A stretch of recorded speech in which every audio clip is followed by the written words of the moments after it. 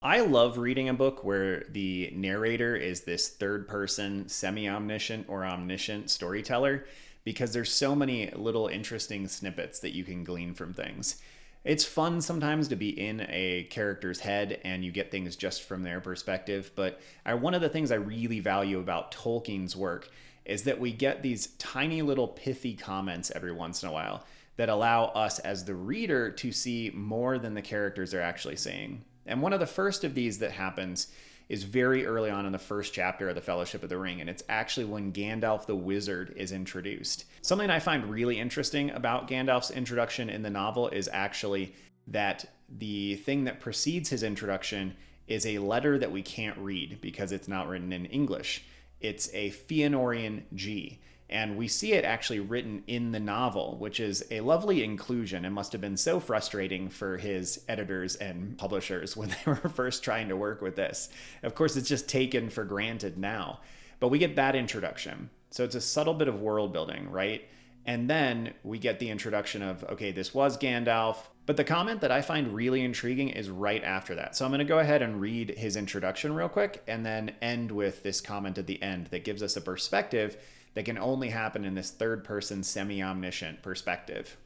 That was Gandalf's mark, of course, and the old man was Gandalf the Wizard, whose fame in the Shire was due mainly to his skill with fires, smokes, and lights. His real business was far more difficult and dangerous, but the Shire folk knew nothing about it.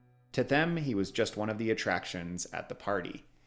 And I think that's the most intriguing part, right? They didn't know anything about it. Well, obviously the narrator here, the omniscient narrator, or semi-omniscient because it's not totally accurate, is giving us some extra information.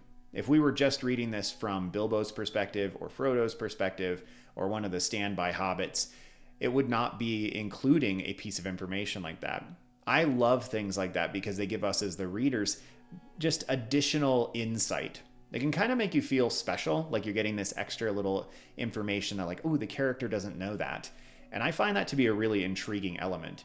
It's also a fun way to include subtle hints to world building that can either foreshadow things and lead into things later, or can just hint at the fact that your world is bigger. So when it comes to your stories, I think you have to be careful about how often you include things like this. But they are a really intriguing and can be a really exciting thing for a reader to grab onto every once in a while. You could even have a scenario where a character says something and the subtext is essentially like, they were trying to be humorous.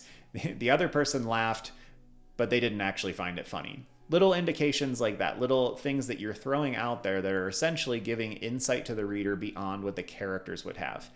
I find this to be a really intriguing tool, and I just love that line. His real business was far more difficult and dangerous, but the Shire folk knew nothing about it.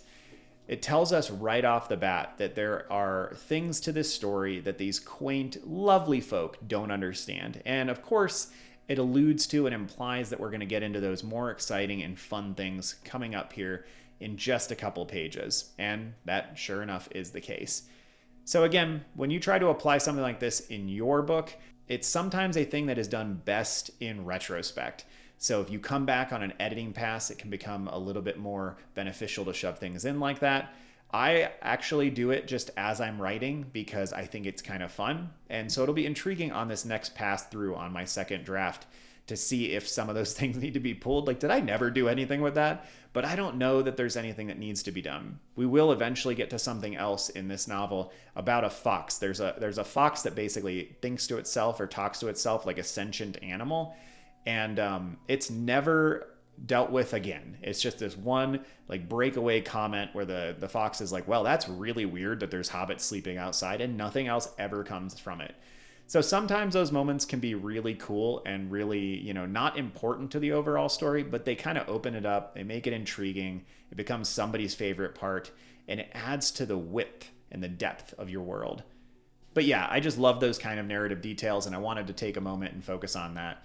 Well, thanks for being here. Good luck with your writing and world building, and we'll see you soon.